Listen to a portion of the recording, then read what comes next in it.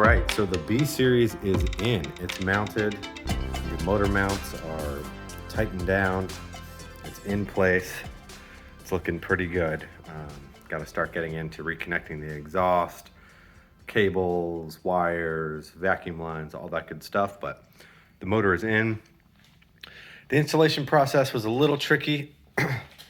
It was a little bit of trial and error figuring out in what order to attach the motor mounts and especially get the rear T-bracket on, because reading the Hasport instructions, it says to not add the T-bracket to the back of the motor until the motor's already being lowered into the car, which was a little confusing, but we figured it out. In my personal opinion, the best way to do this is fully tighten the driver's side mount to the engine block and get this side situated into the frame first. Leave the transmission mount off, but keep the bolt on the driver's side loose. Don't attach the transmission mount yet. That way you can pull the entire engine forward this direction and have enough space to reach in there from behind and put the T-bracket onto the rear motor mount, which you can see back there, and onto the back of the motor. When we had this attached, there was no room to move the motor to drop that T-bracket on. So we actually had to remove this completely, pull the motor forward, drop the T-bracket on, and then push this back into place and drop this mount into place. So I would say driver's side, well, starting from the beginning, put your rear cross member, rear motor mount fully bolted down. Driver's side, T-bracket, transmission mount.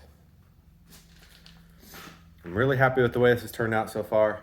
It's surprising. It does look like the motor is pretty tall, so I'm hoping, I'm assuming Hasport has this figured out, but I'm hoping the valve cover clears the hood. Otherwise, I'll have to go with the JDM hood. But yeah, it's looking pretty good so far. Gonna get into the rest. Gonna start by connecting the exhaust.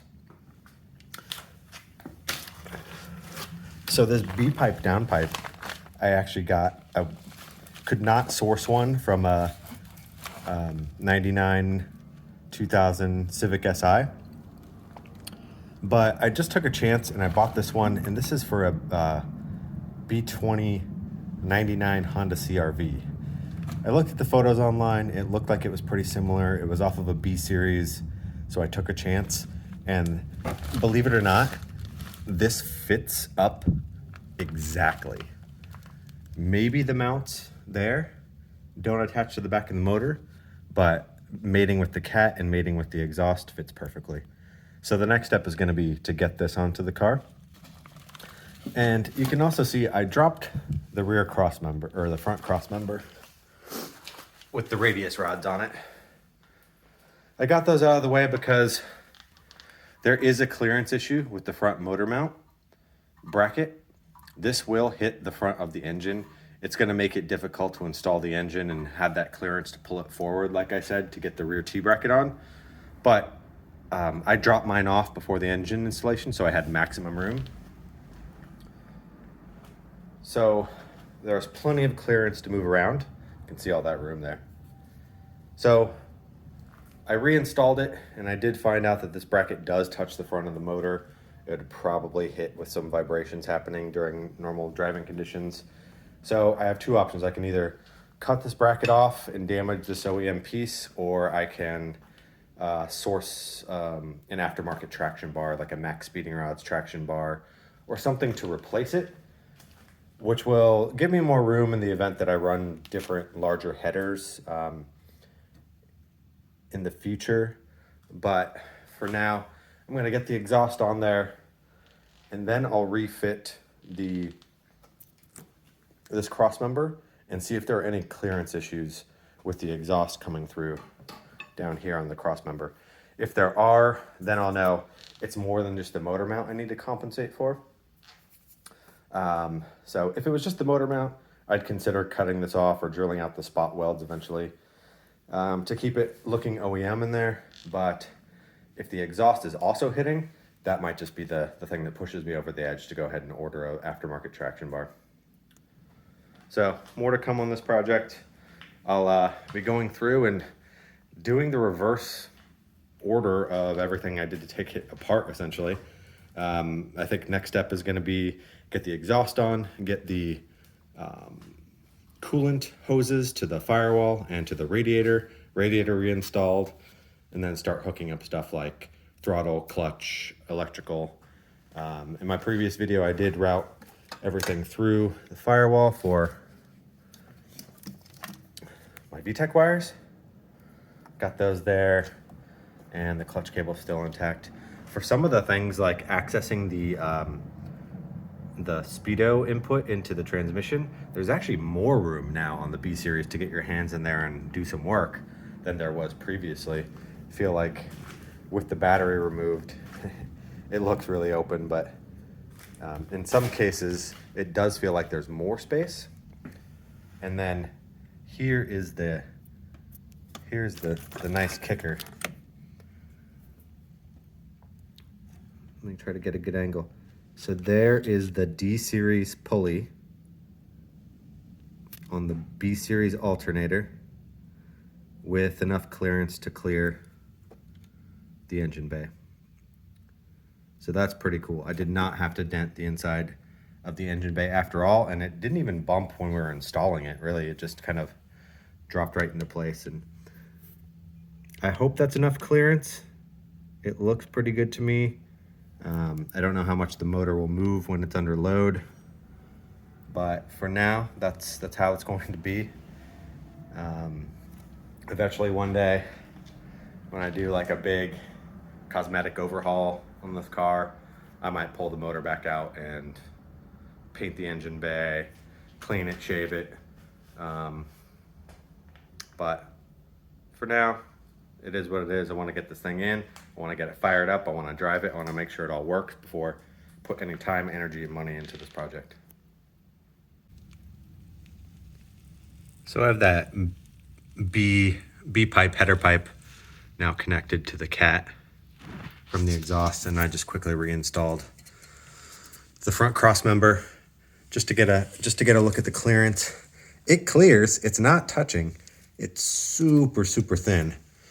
And if I go up top, you can see there is a bit of clearance between the pipe and that front cross member, just barely. And you can see here the clearance issue with the front motor mount. So when it is bolted, it is, just barely touching. So I think what I'm gonna do, rather than at this point buying an aftermarket traction bar to replace this, because at least, going for smog or trying to get this carb approved, I want to keep everything as OEM as possible. So I'm gonna mark a little area here and here just to grind this out, just to give it a little bit more breathing room for engine vibration. And then I'll do the same on these front motor mounts here. I'm gonna mark it with my little paint marker, and I'm just gonna grind off the section to shorten that like 1/4 of an inch. That way it doesn't rub or touch during vibrations, and that way the motor mounts should stay relatively intact, and could be usable again in the future if anyone ever wanted to, but otherwise keeping the OEM front cross member.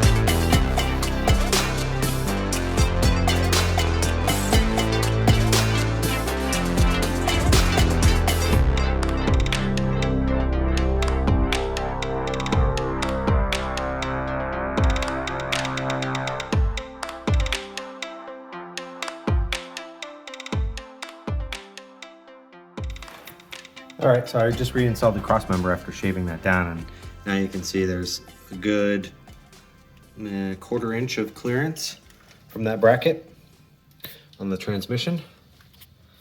And then made a little bit more room for the header.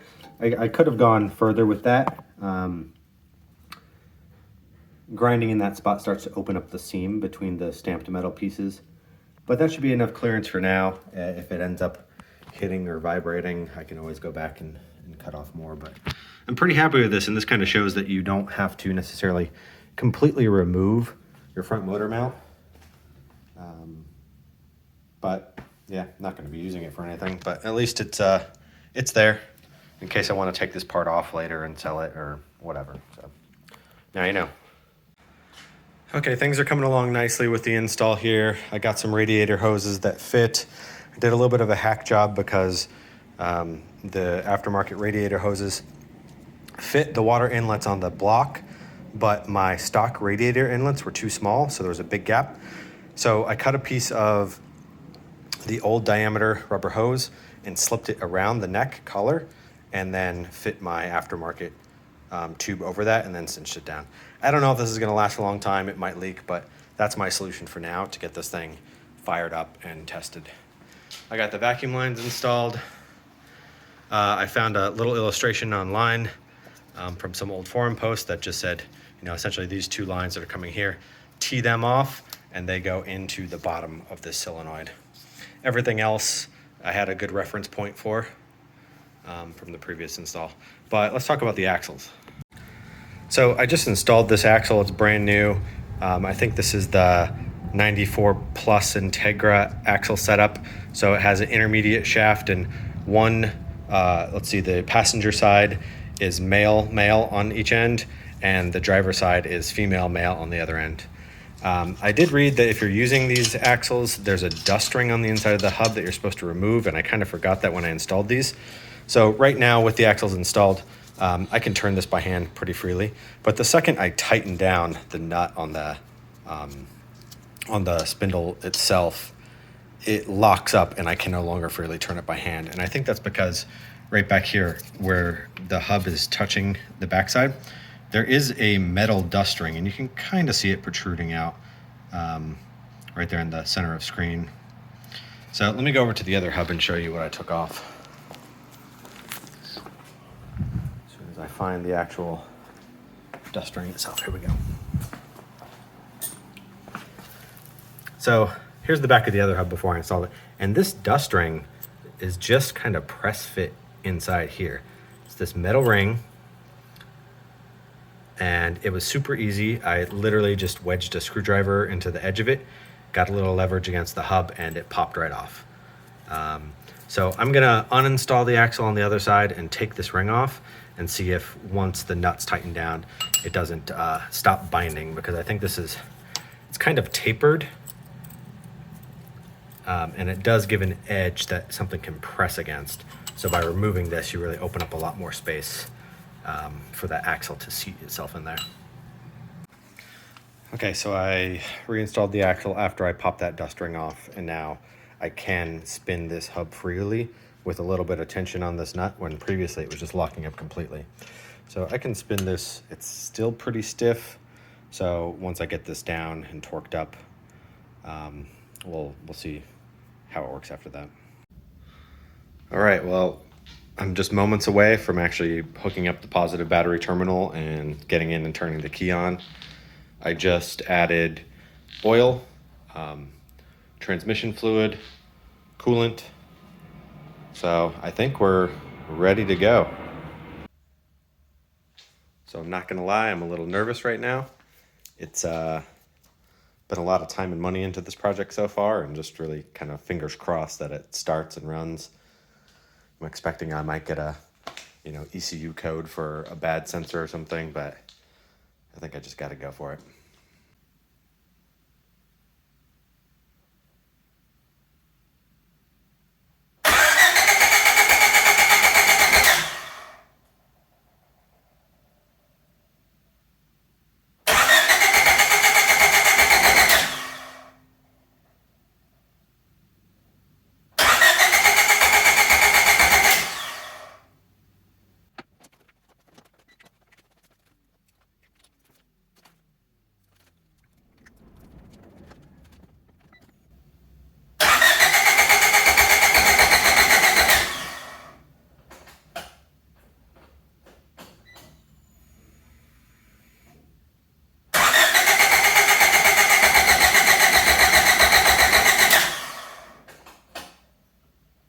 Okay, so what you saw in that last clip was it not starting on the first try. I turned it over. It was cranking. It was cranking. It just wasn't firing. There was no ECU codes. I had nothing to go on, so I started checking for, fuel and spark. So I tested. I pulled out each one of these, and I put an old spark plug on the end, and I grounded it out to the cable, and I went down the line and checked each one of these and made sure it was getting spark when the motor turned over. The next part was starting to check the fuel rail. I knew I was getting fuel here, and I undid the fuel rail and lifted it up off of the injectors, and I knew I was getting fuel at every point where the injectors were. But what I was noticing was that smelling, taking the spark plugs out and smelling inside each cylinder, there was no gas smell. There was no gas smell in the throttle body either. Basically, it wasn't getting gas from the fuel rail into the cylinders. So it was the injectors. Every single one of the injectors was clogged. I think these JDM motors that are imported sit around for a few years out of the car. So what I did was I went back to the D series and I pulled the D series injectors out. They're 240 cc, just like these B series injectors, and they were a direct swap. Put them in, got in the car,